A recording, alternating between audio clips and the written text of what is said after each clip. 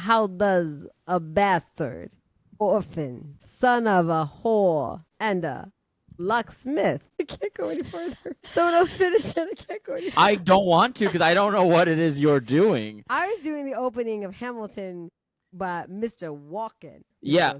Was that a Christopher Walken impression? Walken. I That thought it was- was Dracula. Oh, wow. I just thought it was, Was a it- really bad Leslie Odom. I was like, is she okay? Welcome to Musical for Everybody. I'm Ali Ramirez, and these are my co-hosts, my brother, Robert Ramirez, who is a magician. I try to This smash is a magician crazy and sign Ramirez. of. You've never said that in any of the openings, so I don't know why that's information not that's true. needed now. Yes, she has. Scarlett, yes, I have. Scarlett Shepherd, actress, comedian, also coach. She also does princess. What do you call it? I was gonna say princess play, but I don't think that's what it is. And that That's makes it sound real gross. That sounds real gross. I apologize. Princess Party Princess Play performer. sounds like they would have to pay a lot more. Exactly. Princess Party performer. Princess Party performer. But we are here in beautiful Southern California, and we may be highly responsible. And we are here to talk about one musical at a time to help you figure out what's the best musical to take your non-musical friends to. Because we truly believe there is a musical for Hamilton. everybody. Yeah, we're doing Yeah, it. you seem We are talking about Hamilton. I just want to say before we go into the background of our Hamilton experiences, I made a joke. No, it wasn't a joke. I was dead serious. Hamilton should not be number 9 on a top 10 list for musicals. Dude, that list, I wish you would have posted the rest of it so I could at least seen where it was going. What are you talking about? Or you could have said it. There's a video. I'll find it. There was a video that's like top 10 music of all time, and number 10 was Mary Poppins.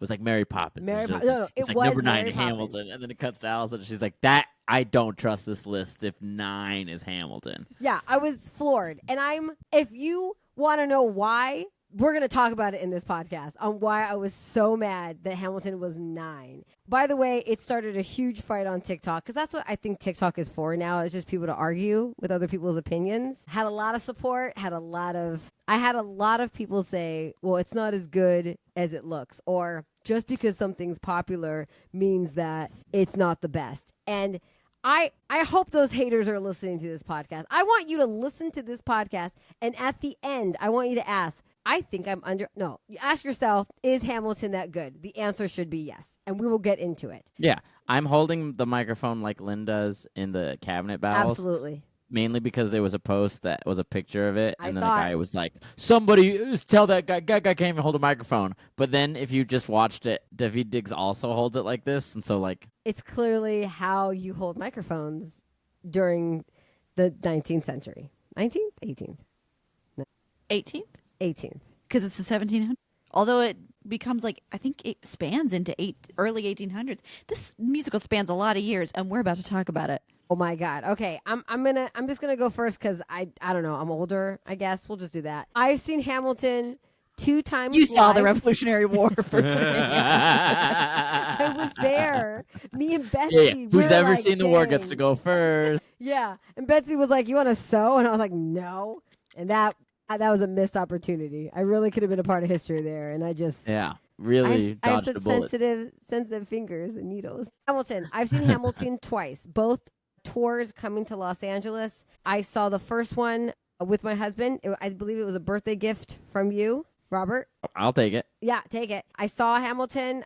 I'd already known all the music. I couldn't tell you when I listened to the music, but I definitely knew all the music. So I knew exactly what was going to happen. My husband had never heard the music other than the songs that I were belting out loud, and had no idea what was happening. And I don't think he cried harder. I think it's the hardest he's ever cried in a musical. It was lovely. And then the second time I saw it with my dad. And were you there? Mm-hmm. Okay, 3 of us saw it.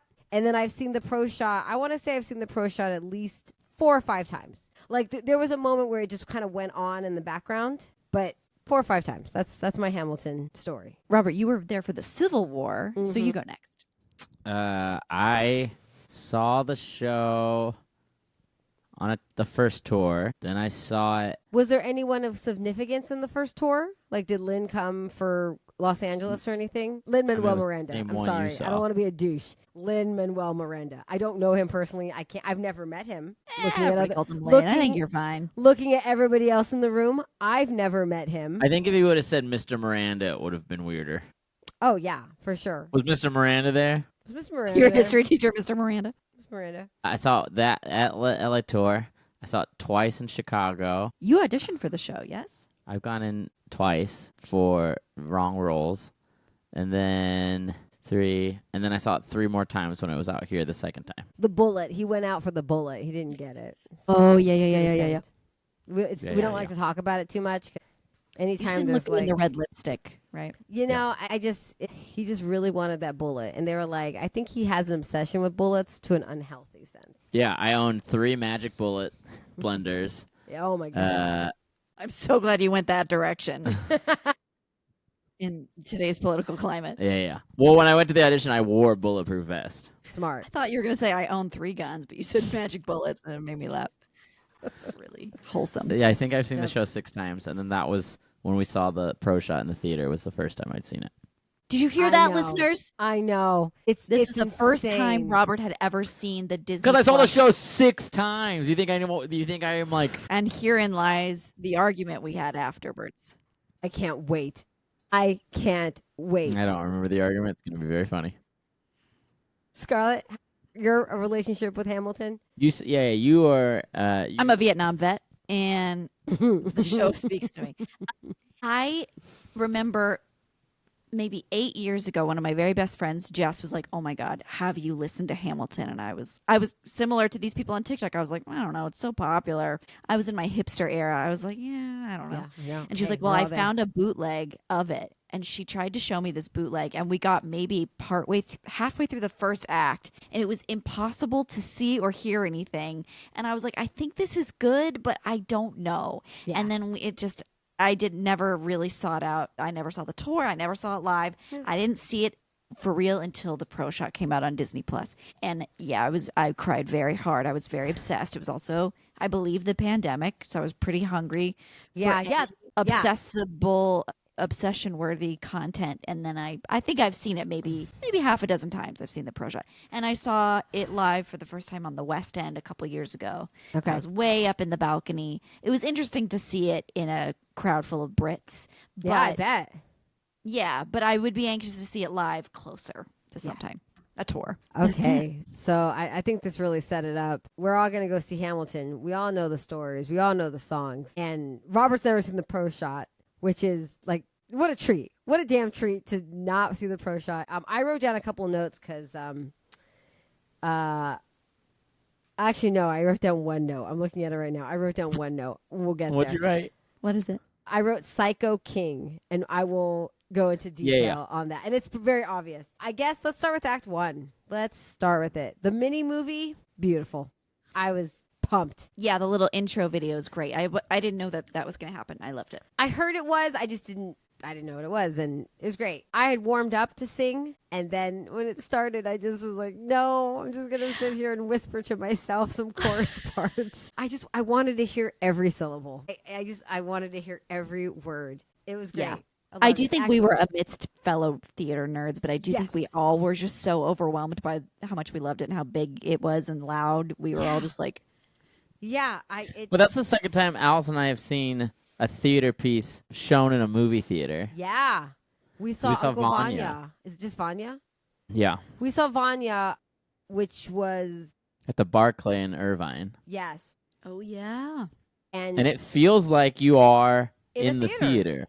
yeah, Because you technically are. the but Vanya that we saw is starring It's the Andrew Scott. Andrew one-man Scott, where he production. plays all the characters. It's a ride. It is incredible. What an incredible show that is. That's on what's the app? That you National watch it on? Theater. National Theater app. It's on there. It's great. I don't know how much you pay for it. But I think that's how this felt too. Is it Yes. just felt like you're in a lot. I mean, Lynn says it at the beginning where he's like, if people come into a big room, Yes. big dark room to watch art. Yes. Oh my God. He made me excited because I feel like the movie industry and the musical theater industry is changed so much, right? We've talked about this in the past about prices and you can't fly your family to New York or drive. It's not as accessible as it used to be. I feel like there needs to be more pro shots. Give me more pro shots. Like don't get mad at people taping in YouTube videos and slime tutorials. Like just give us the pro shots. I agree. When I was in my Hamilton obsession, I called my family on the East Coast and I was like, let's pick a time. Let's all sit down. Let's hit play on our Netflix or on Disney Plus at the same time. Get our popcorn and watch Hamilton. Yeah. Put the subtitles on. Yeah. And now we all talk about it. And I love that we can do that. Number one, why I think Hamilton is one of the best musicals is because it changed the way we experience musicals. They even have it on Disney Plus, and they went, we can make this a better experience by just putting it in the movie theater. And I don't know if they lose money on that or gain money on that, but just to give it, he basically let the high school kids go for free. That's what he did. He said, yeah, go to the movie theater. I don't care if it's a loss to me. Maybe it isn't. Maybe he made a lot of money. His producers are always very good about that stuff because that's what Heights was when we did it for the second tours. They told us many of times that we're not making any money on this. And we're only doing this because we think the show should be seen. Amazing. Act 1 as a whole, I didn't realize how subtle everything is. Like the characters, like Angelica, for the most part, is just standing still, and her voice has all the inflection. Her hands aren't up, her legs, she is just like a piece of wood, but then her voice is so colorful with all of her mind. And it was also really interesting to watch her get new information. I was watching her, who had done this show, at that point, 300 times? Almost a year? Over a year, yeah. And she's over 300. Yeah, easily. And That's 365 days a year. They're doing 8 shows a week. Right. Like, seeing her truly asking her sister, if you really loved me, you would share him. And then when she says no, like her shock of like I'm actually hurt. Like she was so in the moment for every little nuance. It was, and again, seeing it so big, her eyes are, the size of my head.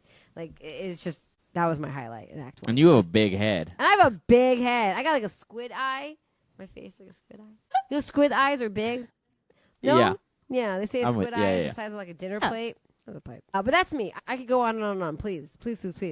Robert, first time seeing the pro shot, seeing Tony Award winner after Tony Award winner after Tony Award winner, people who originated these roles. When you say Hamilton, you know how to act. That's crazy. They made up a whole character based off a real person. Well, here's the thing that was crazy to me, which was it felt like I was seeing it for the first time, not because I was actually seeing it for the first time, the original cast, but seeing... Sorry, had you seen the original cast? I forget. No. Okay. No. I thought maybe you had. No. Was seeing the weird choices that either people make fun of or memes or are just things that stick out, and seeing the person make that choice and why they made that choice, because I'm not watching somebody. I think the hardest thing about doing a show that exists or replacing somebody is you are doing a version of their version of the character. Of their character.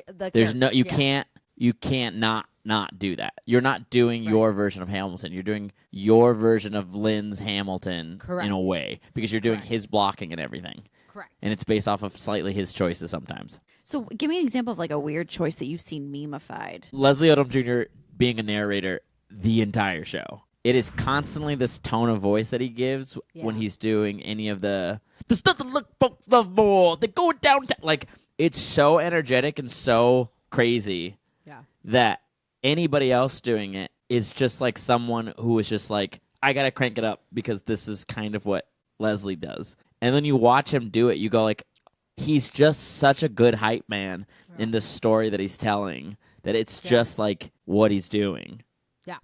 Yeah, I mean, it is so, watching this it reminded me of like the initial, when you first heard back 10 years ago what Hamilton's about. It is a rap musical about the founding fathers, particularly Alexander Hamilton, as told by his assassinator, Aaron Burr.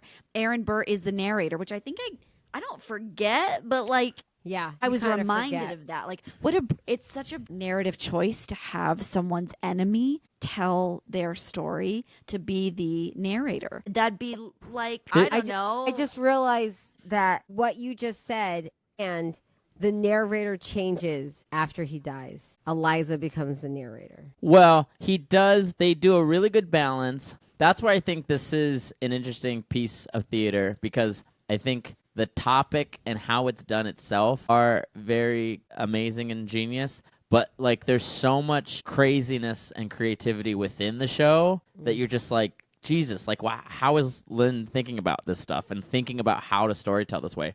Because Leslie Odom Jr., because Burr multiple times will switch it over to let Hamilton do it. Yeah. Yes. Because for whatever. Hamilton interjects, like, studied law, Burr worked next door. Or, that's true. About Correct. They're naming the both telling cat. this story sometimes at the same time, Yeah. which is very bizarre. Bizarre in a, like, yeah, it's not all through Burr's perspective. Lines. It is goes back and forth, and Say No to This was very interesting because Burr just does not want to tell. This is so crazy. I can't even tell. He's got to do it. I'm gonna let him tell it. Well, he goes ahead and tells it anyway in the Reynolds pamphlet. So obviously he's like, all right, dude, if you're prepared to tell this story, tell it, which he does. Yeah, there's so much thought in who's telling what and when. And, I mean, connected to Who Lives, Who Dies, Who Tells Our Story. Right. Like, Yeah. Burr's doing it. Our I mean, enemies sometimes are telling their version of our story. Oh, yeah, they get a say if they outlive us. Yeah, it's fascinating. Yes, and all of that. But I think what the telling of the story also has to do with the way that each character tells the story, right? Like they each have their own rhythms, each have their own melodies, and how they maintain that throughout the entire score, right? Like everything is just a repeat. Everything comes back. Yeah. Helpless. She's constantly. That's a singing that standard. thing. Like, That's a very standard. Well, I wouldn't say standard. It's a very common thing in musical theater to motif each character and then to have one larger theme in the show. Les Mis is a great example of that. Like it is one. It's the same melodies. Into Right. the Woods is a great example of that. It's the Bean theme throughout that entire show shows up. Sweeney Todd is the Dies Irae, the death song.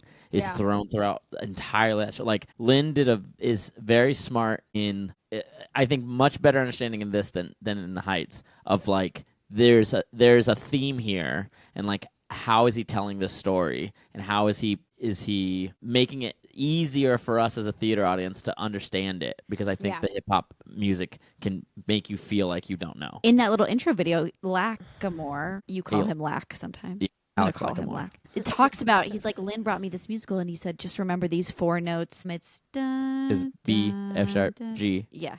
D. I wish I could sing it more clearly. Anyway, but so things like that I actually didn't notice till watching it in Yeah. theater, and especially with that little intro video. Yeah. So it is. I think that's why it's very good. And when people say it's not good, it's crazy because it's Yeah, following such standard musical theater tropes, but at the same time, huge hip hop tropes on top of like very clever interweaving of characters and actors Yeah. playing certain characters Oh my and what gosh. those characters are saying that are double edged because depending on what role they are, it makes sense. Right. Like there's so many crazy things like that is insane to say is not good. Well, and I'm going to go into my next note of the Psycho King, right? Because You'll Be Back is in Act 1, right? We're going to say it's in Act 1? It's in Yes. Act 1, right? Perfect. Yes. It's in Act 1.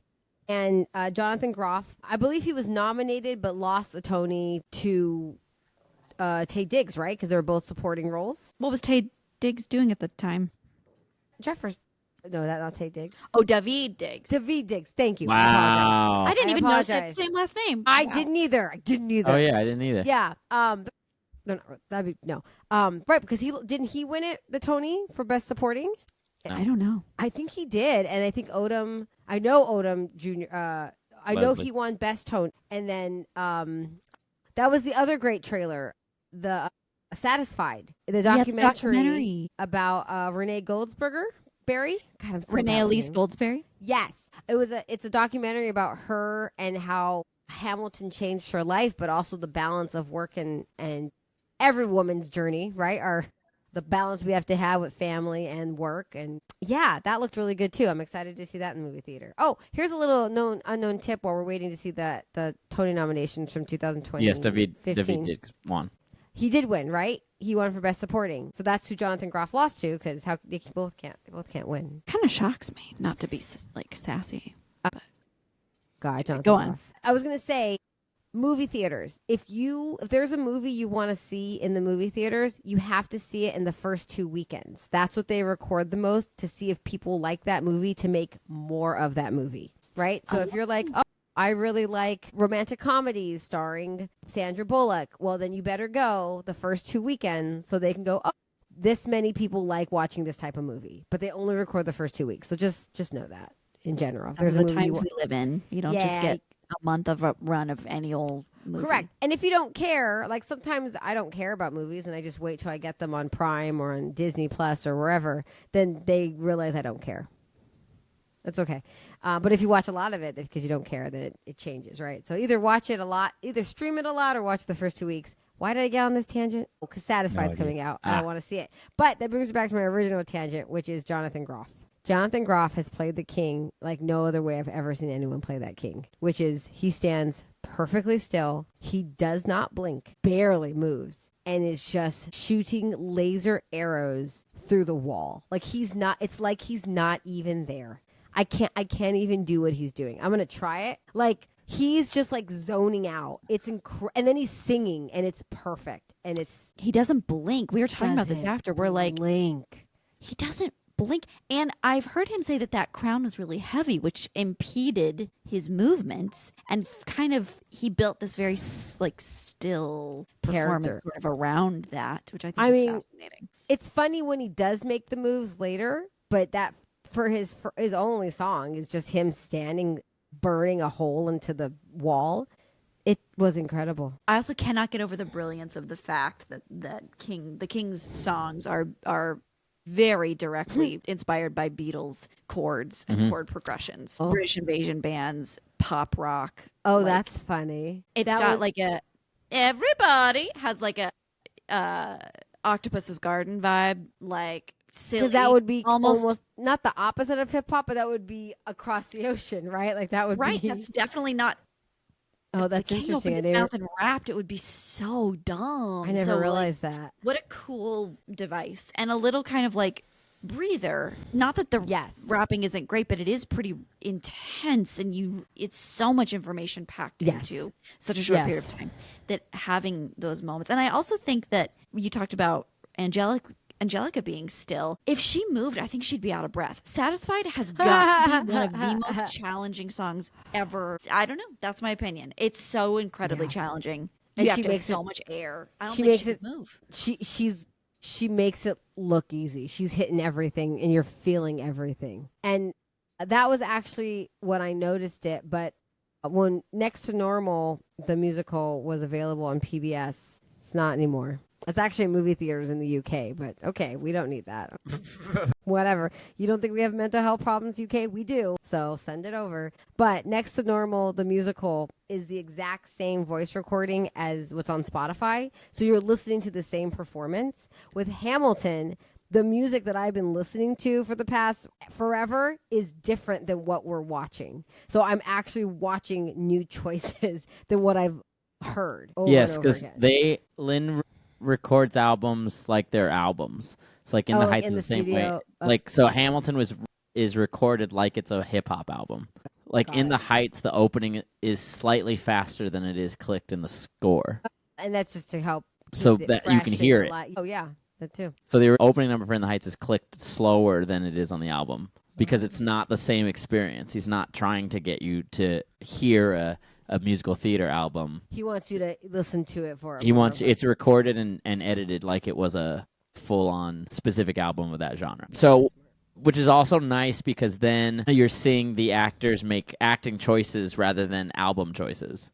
Yeah. They're not doing something to sound a specific sound quality on the album. They're doing it because that's how they're expressing and feeling in the moment. Like that.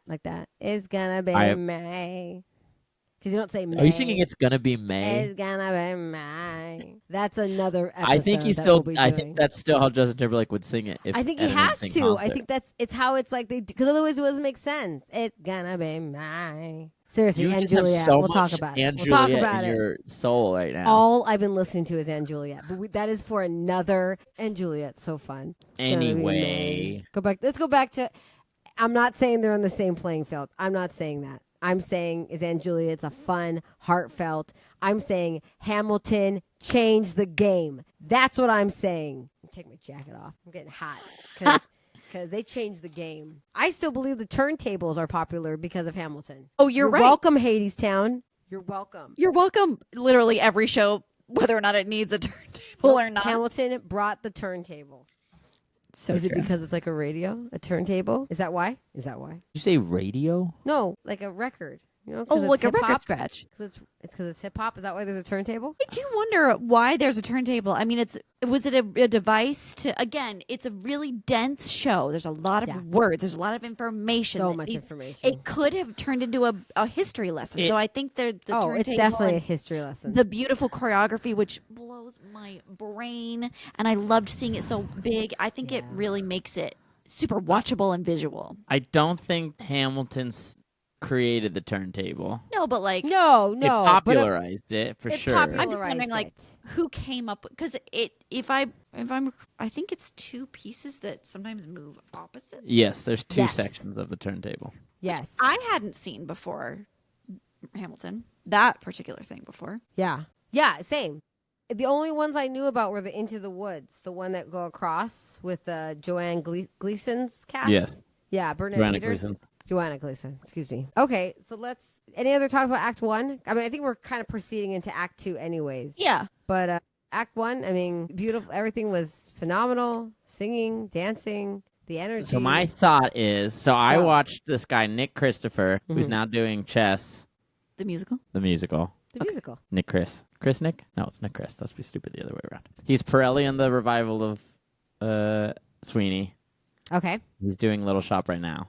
Lovely. Of course. He did the first tour of In the Heights. He's very good. Okay. But I saw him do Hamilton in L.A. As Man, Hamilton? avoid everything. Jeez. Huh? As Hamilton? No, he did Burr. Burr. Okay. And it was the first time that I had seen the show 1, 2, 3, 4 times before seeing this, God. 4 different Burrs. And when Nick Christopher did Burr, we got to we got to the vote, and and he says Jefferson has my vote, Burr has none. and then what's his face, and then Jefferson says, Burr, next time you say Hamilton, tell him thank you for the endorsement. And I didn't almost yell this out loud. I screamed it in my head. I went, yeah, kill him. Who fucking cares? Get it over with. Fucking kill this dude. This guy's ruined your fucking life for no reason. This dude needs to die.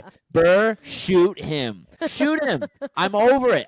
Hamilton is a piece of shit, and Burr, you've done nothing wrong. You need to kill this guy. I'm on board. I get why you in that letter were like, yeah, dude, let's just meet it. Let's fuck guns drawn. Like, yeah, let's fucking And go. was- You're gonna die. Was that because Hamilton was played as such a jerk, or because Burr was played as such a innocent guy?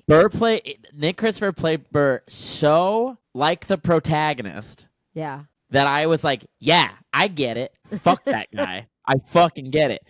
And then the next day, so I saw the show like 4 days in 1 week, 3 days in 1 week. In L.A.? Yeah, I think you were Oh. there, one of them. Okay, yeah, must have been. So that was lottery time. That's so when I we saw split the Tuesday. lottery. I saw Tuesday, Friday, Saturday. This is a shows. crazy story. I saw Tuesday, Friday, Saturday because there was I thought there was a glitch and front row or center orchestra seats were $70 instead of 200 and Whoa, something. That's crazy. So I bought a bunch of them, and I saw it multiple times that week. But what was great about that was I didn't see the same show that entire week because That's there was great. always somebody going in for a different role. That's great. So I saw the guy who won the Olivier for Hamilton, the really Okay. 6'5" British Yeah, guy. do I saw Hamilton. him.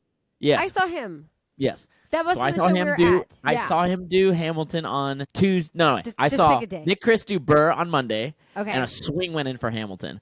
On Got it. Friday, a different swing was in for Burr. The British guy was Hamilton, and the guy that I saw Hamilton was George Washington. All of a sudden, and I was like, Whoa.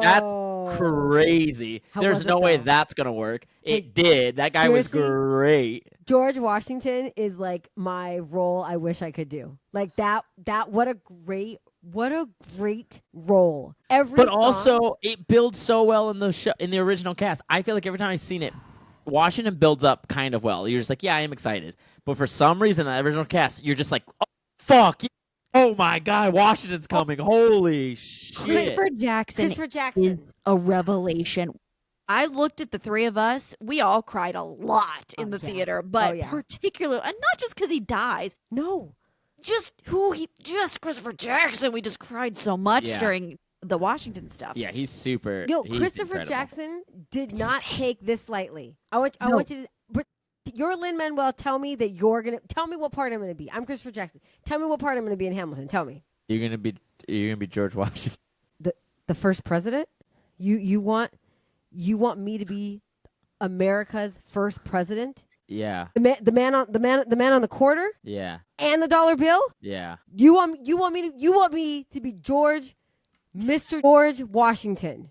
Yes. I will never put more love and respect into any other role than this. You will see me. I will, for America's honor. I carry the heaviness of representing George Washington on a musical stage in front of New Yorkers. I will not. Christopher Jackson doesn't. This is his face most of the show. It's like he feels like if I mess up this character or make him seem silly, I'm disrespecting. There will be another 9/11 if I do this wrong. Yes, you are Christopher Jackson's conscience, and absolutely, we will not disgrace George Washington. I bet he had a quarter that he kissed before every time he went on stage. He was shrine incredible. in his dressing room. You're so right. Yeah, he had a shrine to George Washington. He could not feel more proud to do that role justice. That's truly a dream role. I don't think I'd ever be able to do it on a tour. I got nothing. But what a... I want to be the king. Who do you want to be? The king. You want to be the king? Yeah. George Washington. I feel like they need a female king. The king somewhere, No. maybe a cabaret. I've seen a cabaret of that. It was Donna. She's the voice of Mother Gothel. Donna Murphy? I saw Donna Murphy do it in a cabaret, and she was fantastic. Donna Murphy She is did it on, incredible. is it the Broadway MCC miscast? Yes. Yeah. Hey, use what you have and work, whatever she yells at during center stage. Okay, wait. Use Tuesday, what you I saw got Nick and Chris use Burr. forward. Oh yeah, the story's not over. Tuesday, I saw sorry. Nick Chris do Burr. Oh my and God, I thought, forgot we were in a story. fuck Hamilton. And then on Friday, Nick Christopher wasn't in for Burr, but the British guy was for his Hamilton track, and I was like, fuck Burr. And then I was like, God, I hope I see them both do a show together because that would be really confusing. And the next day, they both were in their roles, and I was like, I don't know how I'm going to feel about this because, holy shit. And it was one of the most incredible theater experiences I've ever had. And Lynn and Leslie do that. They're both so strong in their roles and understanding that you really don't have anyone to root for, and you're really almost confused on kind of if you look. Right. So Lynn does such a good job at writing this stuff. Yep. Where I recognize it this time when we watched the movie, which was Hamilton has a moment where Hamilton's this really I got all this shit to do. I'm real. Are we in real Act energetic. 1? Are we in Act 1? Have we bridged to Act 2? We're still in really Act 1. aggressive, really energetic. Very different Hamiltons. And Act Burr's very much like, wow, you're a little crazy. You got to calm down. And then a very traumatic thing happens to Hamilton that clicks in his brain that he's got to work harder. And Burr is not there for that moment.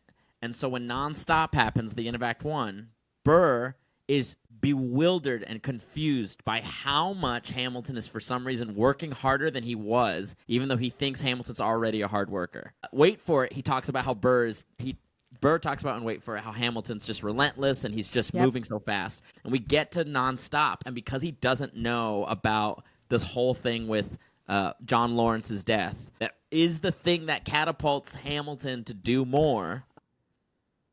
Because he reads that letter and says, I've got so much work to do. I didn't realize that you're right. That is... It shoots him. It catapults him forward. Burr, because he's telling the story in such a weird way where sometimes he doesn't know information.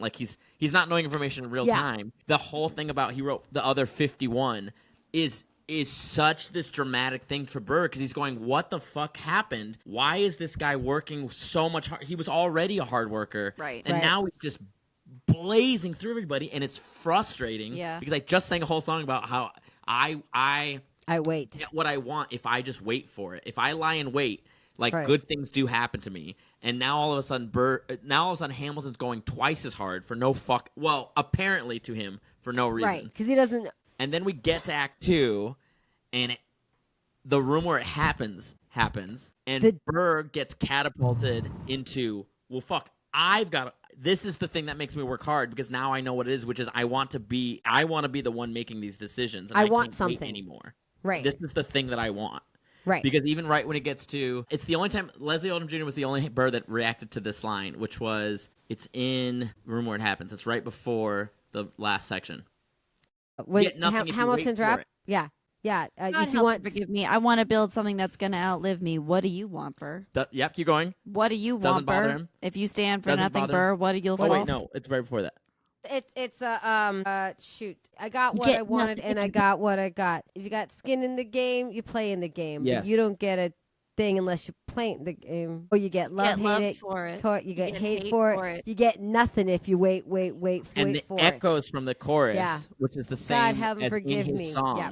And Leslie Odom Jr. reacts to it devastatingly because you realize it got thrown back in his face in a negative tone instead of like his words were Hamilton thrown has back never at him. said the term "wait for it." Hamilton just constantly is like, "Well, what are you fighting for?" Yeah. And so he says the phrase, and Burr has this collapse as Lynn still keeps going, as Hamilton's still going into that last section, like that whole bump. I want to be like that whole rug pull. Is Burr's John Lawrence's moment where he just goes like, "Fuck." And I think Burr realizes Burr realizes something happened to Hamilton that catapulted him the same way that Burr feels like he's about to be catapulted. Ooh. Because we get now two arcs that happen later from each other, but they're the same momentum pushers. They both have a moment that is significant in their life that forces them to do something more. So now Burr, starts. Then the next thing that happens after Room Where It Happens is he wins the Democratic seat. Yes. He changes. But see what he switches parties. He switches parties because he realizes he's got to start acting. I agree with you, except I think we're in Act 2, by the way, everybody. So intermission was 10 minutes. It was nice. We got up. We grabbed some popcorn. I grabbed some nacho chips. But then we went back into the movie theater. Movie theaters are fun when you get an intermission. It was great. They're fun. Super fun. More RR intermissions. had an intermission. No, yes, I like Act 2. that side Yes, quest. Act 2. I agree with what you're saying, but I think this goes back to my point where Leslie Odom Jr., Burr, when he goes when the music changes in Room Where It Happens and you hear him go, I wanna be in, when he actually, he's not singing that, he's in the moment realizing what he wants. Yes. He's making the choice to go. He's not saying I don't want to wait. He's saying I want to be in that room. And then correct. He's changing the mindset of waiting to actively choosing something. Yes. And I think he's actively choosing that. And a great physical demonstration of that is when they pull the tablecloth, because it is him now actively aware of around him, and he's not letting people pull him down. Correct. He's not going to jump. He's not going to get taken down. He's ready to do this. And then the dancing that he does, I don't remember seeing Burr's dance, but the way that he dances, the character of Alexander Burr, not Leslie Odom, the character of Alexander Burr. No. You say Alexander Burr? I did. That's not what I meant. I meant Aaron Burr. Aaron Burr. A. Burr. He is a fucking awkward duck, man. He's awkward and he's kind of goofy and he's not a good shot and he's not athletic. He's kind of a bookworm. And the way he dances is like a bookworm. He has hardly any rhythm. He looks like the biggest nerd on the street.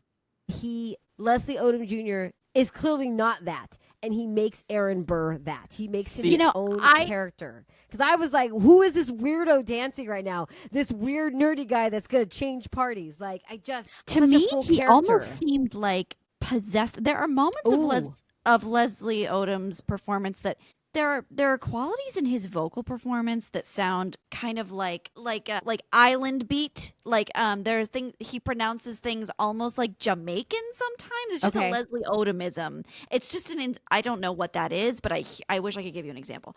But there are moments of like almost like a voodoo kind of like possession that comes over him in that dance that I also, but it is weird, but it's so committed. See, I think he's dancing bigger than everybody else because he has to. He's trying to finally stick out. He's trying to not be a unison. He's trying to stick out than everybody else because he's trying to make a decision. Look, all three different interpretations and all three pretty nuanced. Yeah. Oh gosh. I think at any point of this pro shot, we could pick it and dissect it like this because all the choices are so clear. The costuming is so clear. The lighting, the sets, it's all so clear and someone put so much thought into it. And also, who directed that? Tommy Kail obviously gave all of these performers carte blanche to make decisions and interesting ones and personal decisions about how these characters feel. And you can just tell by watching this how free that these performers felt to leave their mark on these characters. And obviously so different from what you've seen in tours. It's not like there's some rule book about how Burr and Angelica and everybody's supposed to all their opinions about every single moment that happens. No, that's what acting is, having an opinion about what's going on and communicating that. And they all have such clear opinions. Yes. And I think another reason why Hamilton is such a difference maker because it allows that in each of their characters. And the casting is very open in each of these characters. There's no rules that say the sisters have to look alike or be even the same nationality. And I think that opens up the role to talent instead of a picture. Yes. And, that's also something that I didn't forget. I kind of forgot. Like I forgot how powerful it was to see this cast.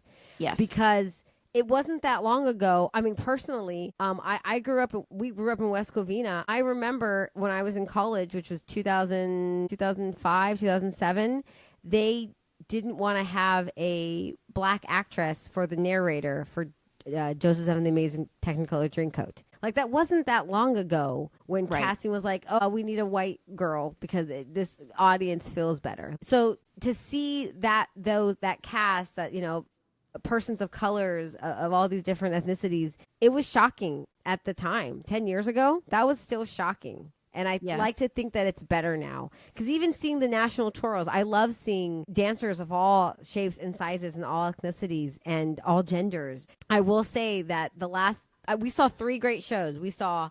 I saw Anne Juliet.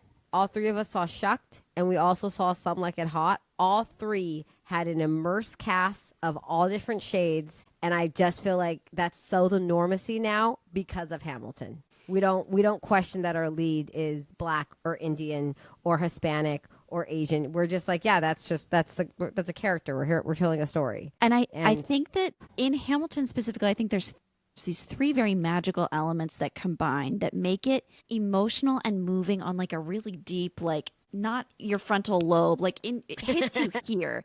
It's the fact that it's this delicious, fun juxtaposition of rap and history, which feels so delicious because there's something like accessible about it and there's a little bit of a fuck the man about that. So there's that element. And then there's this diverse cast. We have never seen these characters played by people who look like this. Yep. We have never, and the Schuyler sisters all look different. There's something so beautiful because we're talking about the American dream and we're also kind of seeing it happen. Yeah. That gets you. And then on top of that, getting the foundations of what America was founded on boiled down before, I'll be honest, it all went to shit.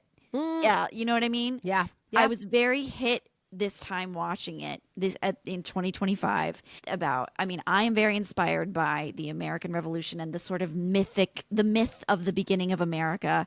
Even though it was so imperfect and slavery was still so ubiquitous, it's still so beautiful to see the founding fathers fight for this dream, even if it's maybe, you know, been sold to us as a bit of a lie and it never really came about. Yes. Maybe. Yes. There is something that is nostalgic about it.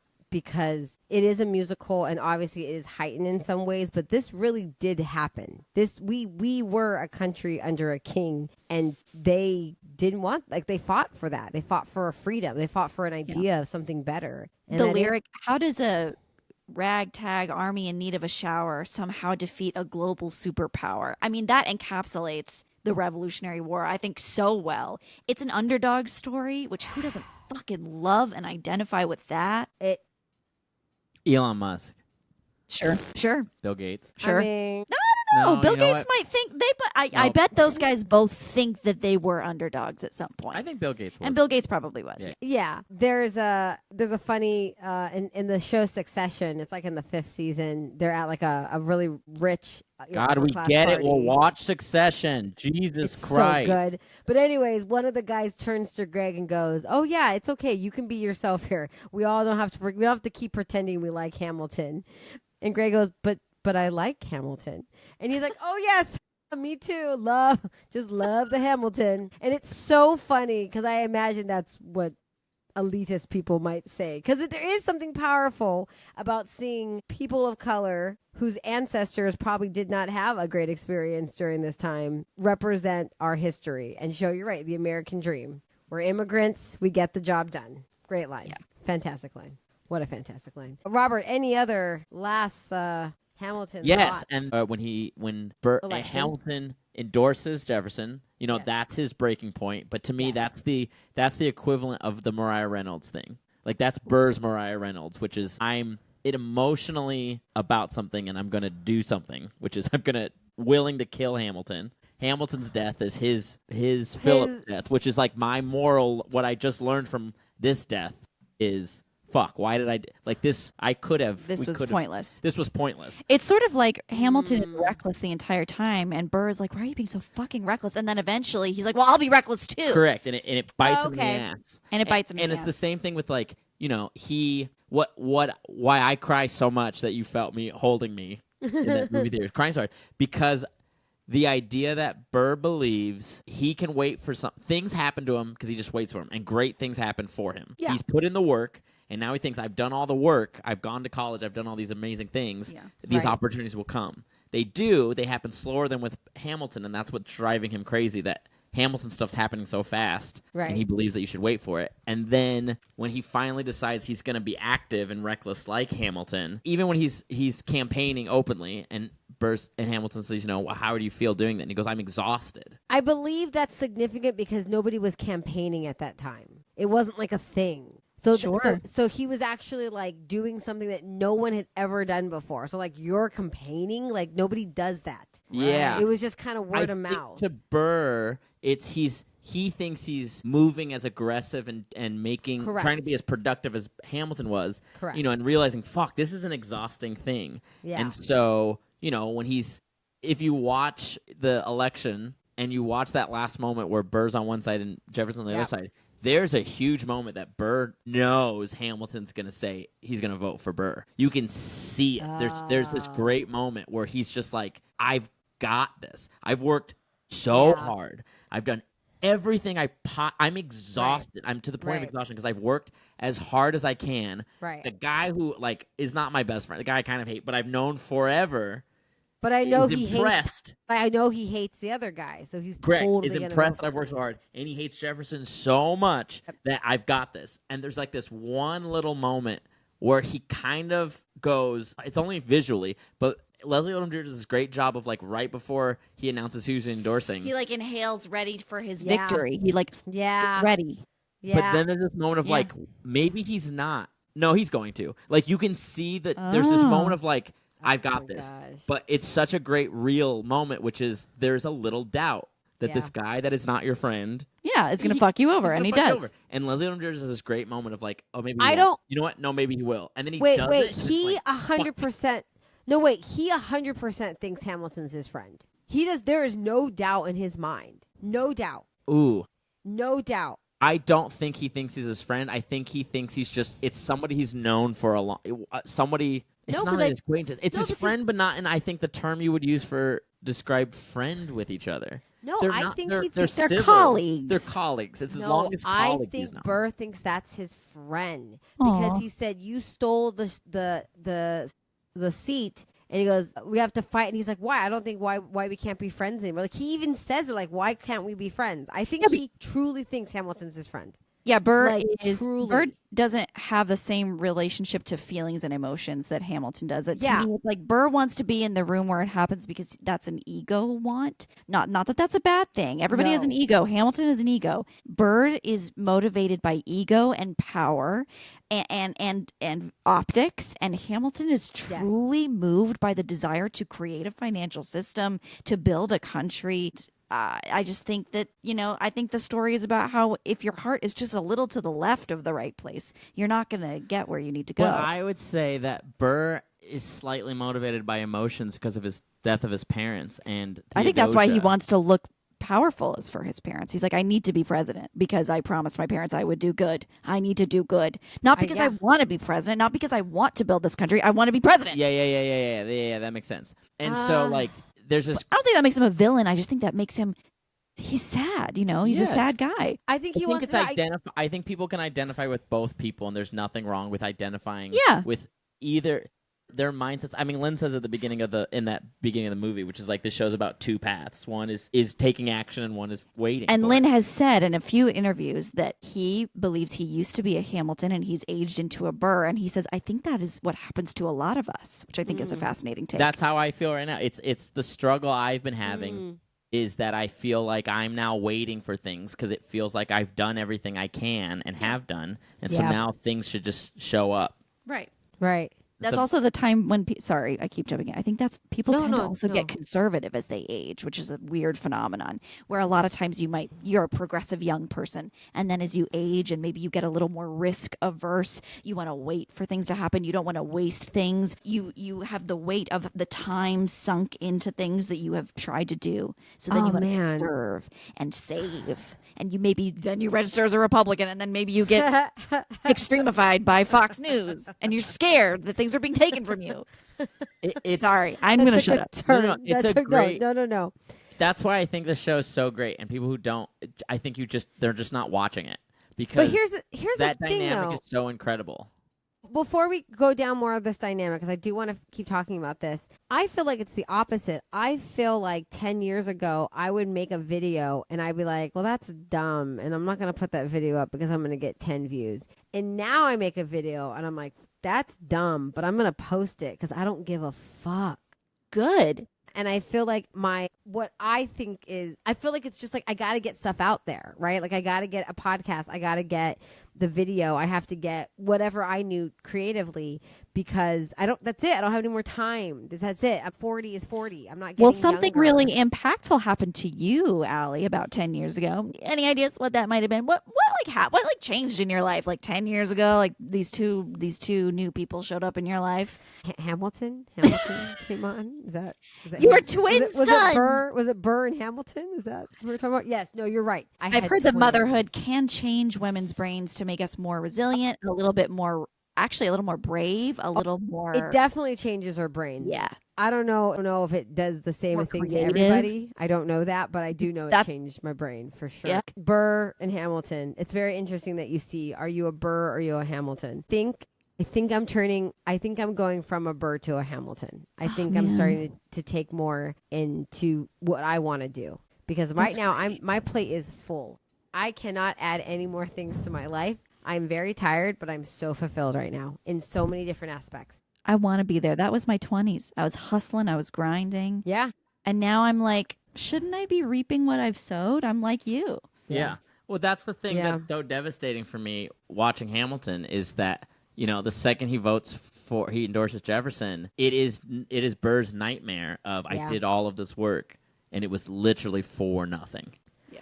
I did everything I could, which is why when I saw the story, I was like, fuck that guy. Like, kill him. Like, that guy took everything from you. Your biggest nightmare happened. You worked as hard as you realized Hamilton was working. But he and then didn't it work didn't as work out hard. for you. But he didn't work as hard. No, he didn't. And it's like forcing a rounds. He didn't. Why do you think he didn't work as hard? He was offered to write about to defend the Constitution, and he said no.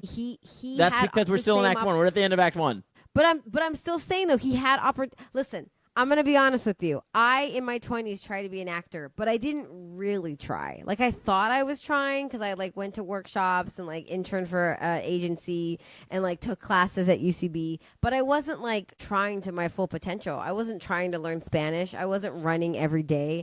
I wasn't like. There was so many more things I should have been writing every day. I should have been writing and producing things every day if I wanted to be a writer. But I didn't because I didn't really want to do all of it. I said I did, but I didn't really. And I think that happens a lot where people are like, I want to do this, but they don't really. But that's what I'm saying.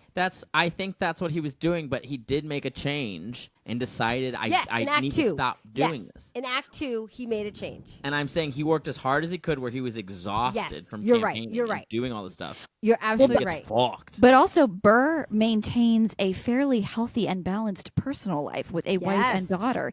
He doesn't blow up his life like Hamilton. No. Hamilton clears room from his plate by fucking over the people he loves and people who love him. So that Burr he have a better balance. Yeah. And I think Burr is like, why are you being so reckless? You have nothing to lose. Right. That's why I have shit to lose. You don't have shit to lose. And then eventually Hamilton does have shit to lose, and he does lose it. Yeah. And Burr is like, there's something wrong with you. Yeah. And there is something wrong with Hamilton. But I think that's why the duel's so incredible, because it's a mixture of Burr is feeling like he's making a choice, that he's going to have this duel. He gets to the place and is going like... And as nothing, Hamilton is not the same person. He's very calm and collected. Yeah. He's really... As you can tell through, like, also devastating, like, he is 100% sure he's going to die.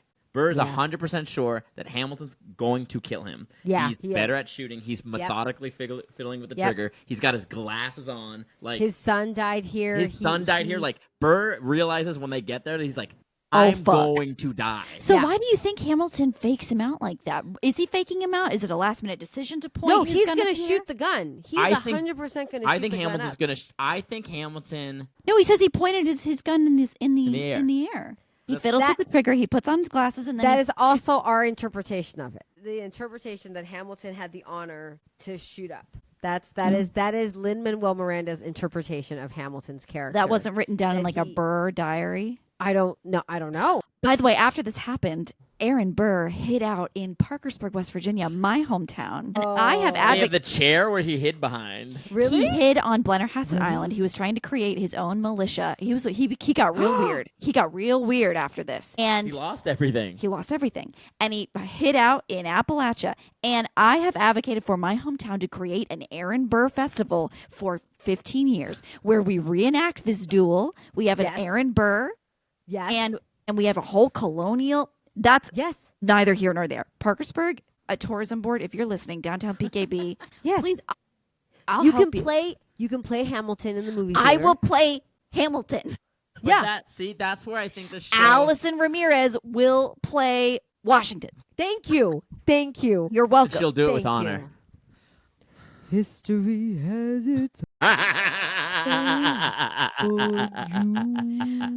I'll play in the correct key. Too. Don't even change the music. I got remark that clip real fast. I got it.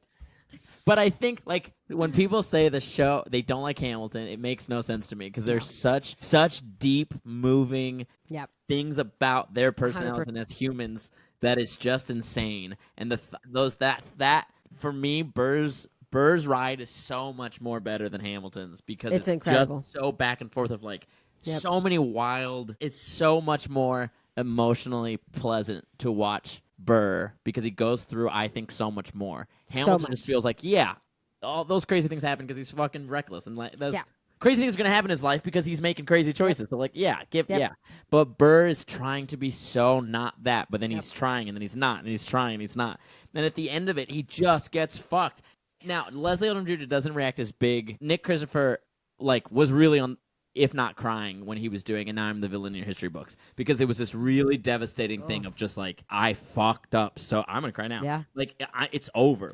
That thing that I've been working for, that I've been so cautious about the entire time. I swung Jafar in the other direction for no reason. I decided to get reckless like Hamilton, and now I'm fucked either way. Correct. Yeah. And I remember when Nickers did it, that's when I was just like, fuck. Like, that is, the world is wide enough was so much more devastating that that was what he got out of it.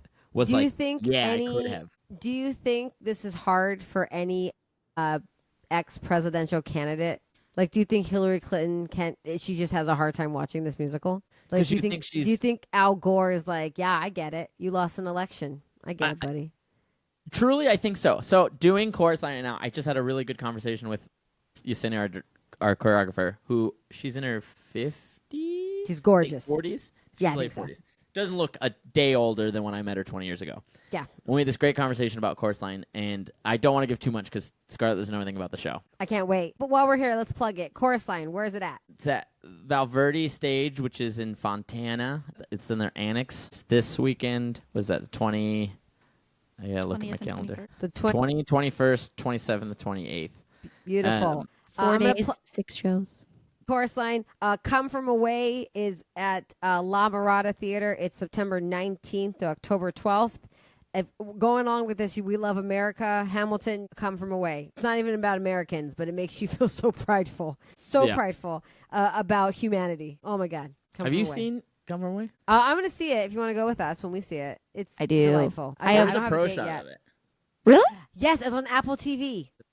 Yeah. I think I'd rather I'll see Ben do it and then. Ben's for it. Not Ben, Eric. We'll see Eric do it. It is a different production. I'm sure it is. They play their own instruments. Which, again, we've talked about this. There's nothing wrong with that. There's nothing wrong with playing your own instrument, but it always helps if there's an intention behind it, right? We're playing with intention. But also, I get that we can't afford all the instruments, then you got to have people double up. Anyways, let's finish with Hamilton, and then I will show you my little friend. What was I talking about? It's not my dick. I know I was looking down, but it's not. You just had a good conversation with Yesenia. Oh, yes. Chorus line. Yes. Was like the scene before What I Did for Love. Yes. I mean, you know what I Did for Love is. Yes. Oh, that's right. We Great, can't say it. Yes. Correct. It has to do with Paul. Paul? No. Stop. Okay, I'll stop. I'm stopping. Basically, the show talks about it's all these people in their 20s talking about like what would you do if you couldn't dance anymore. And I was saying to Yesenia that we saw the Broadway revival in 2007. Yes, we did. I've seen a couple of productions, but I've never done the show. And I was telling her every time I saw the show, I always thought that I got it. Yeah. You think you get it. Yep. Until you're too old. And then you get it. And I said to her, it's really scary because I said, there's a line. Bobby asks Sheila, "What do you want to be when you grow up?" And Sheila says, "Young." Young. And I said, Yesenia, if you want to watch me cry, I cry at that part every single time because I said, being 37, there's so many things that happen in that scene before that song that are talked about that I said I only get now. Yeah. And I said I guarantee everyone in this show does not get it. No. How can they? They think they get it. You're trying to play the emotion. You're trying to play what it is. And I said, they don't get it. And she went, no, they don't get it. And I said, it's a very bizarre thing. So, like, I would say, even though it's silly to think, like, do ex-presidential candidates understand it? I think they get this a lot more at that moment, especially. Absolutely. Of feeling like they did everything they could. And that they're not going to be a president. Like that, because that's it. You get like 2 tries and then that's it. It's done. That's it. So it's one of those things where I think, yes, there's a age and experience thing that you will understand something more, as anything. And I think Hamilton's a very interesting thing about that is, 10 years ago, I remember listening to when they released the album on NPR before it came out, and you can only listen to it on NPR. And I sat on our couch at our parents' home, and I put headphones on, and I just laid on the couch, and I hit play, and I just listened to the whole thing for the first time, and thinking that I got it. And the older I get, the more I look back on that is I just think, like, I didn't get, like, I got what it was. Correct. But I didn't get what it meant. And so I think the more art that I see and the more theater and the more we talk about it and the more we're trusting enough to be vulnerable and expressing how we feel about those things, I think you really start to understand the things that you didn't understand. Yeah. And so, even though I've seen the show 6 times, that pro shot still gave me more insight to more interesting things about the characters and for me, Burr's constant pursuit of what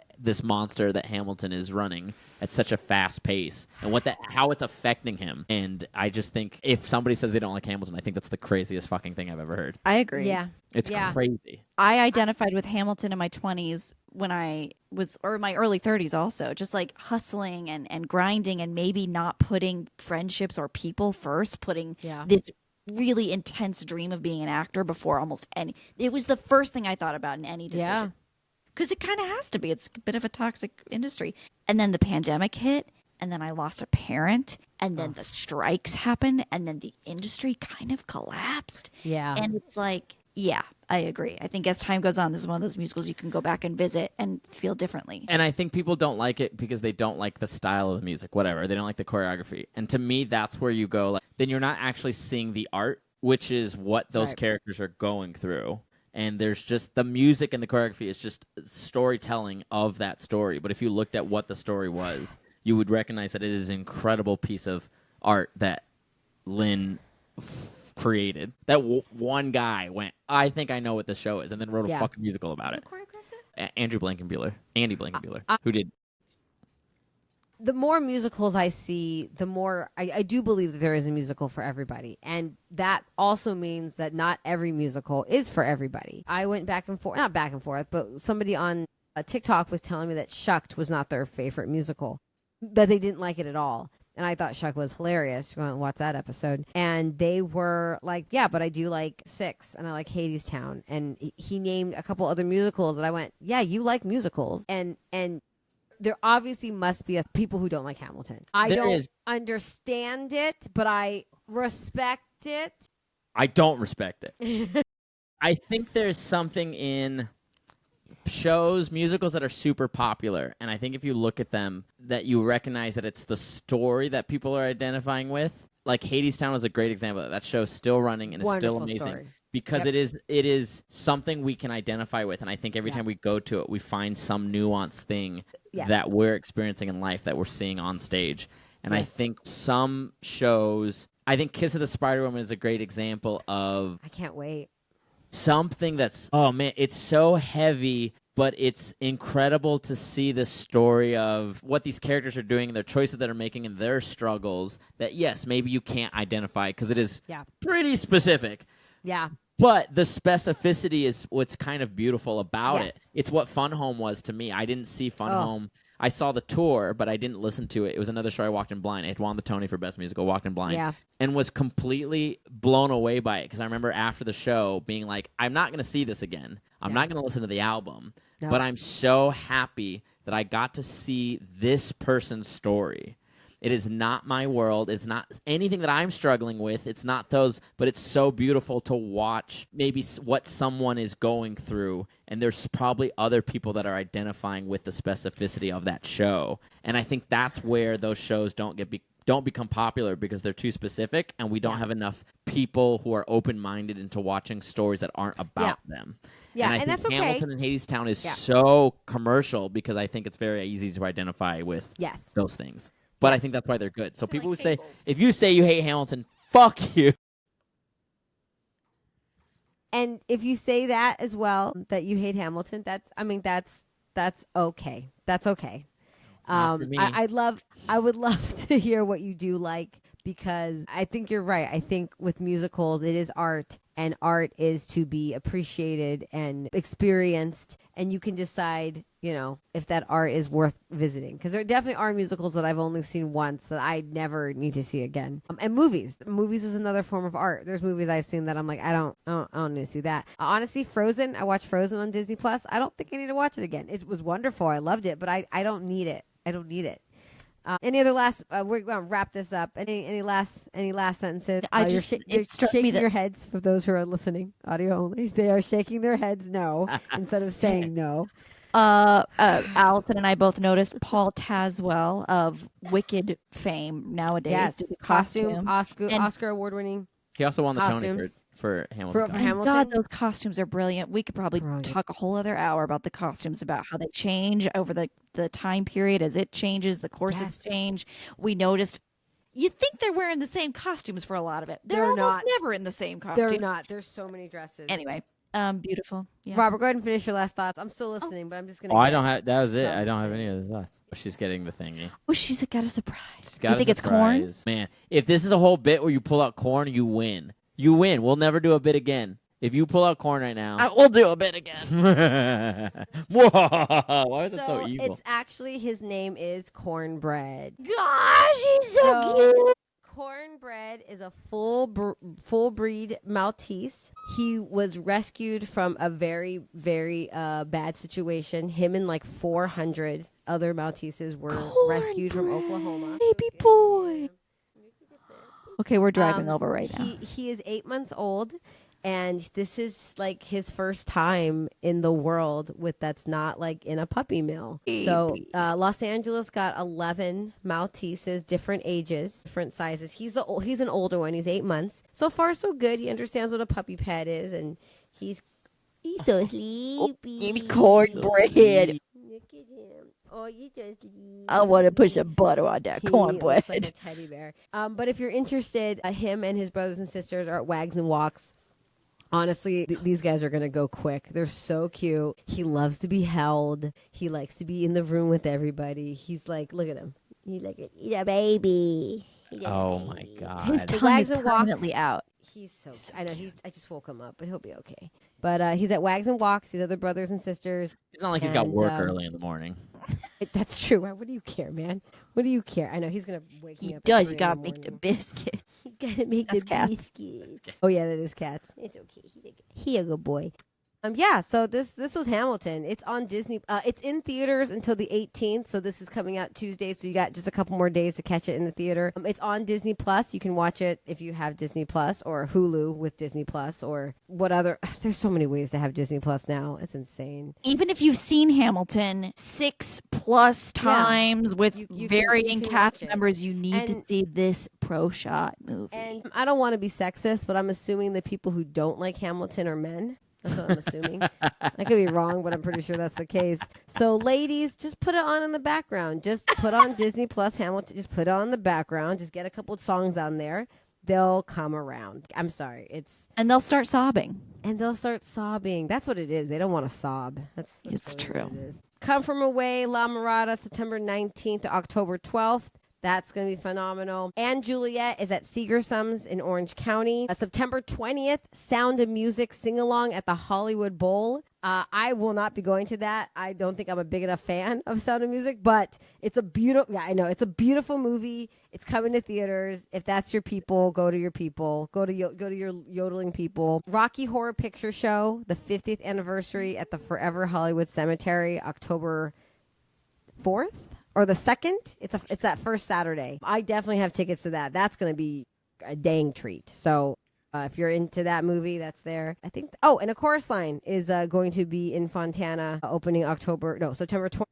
You play Mike, right? Mike Costa. Mike. Originally Costa Filoni. I'm from Trenton, New Jersey. Oh. I was born on the 4th of July. I'm 24 years old.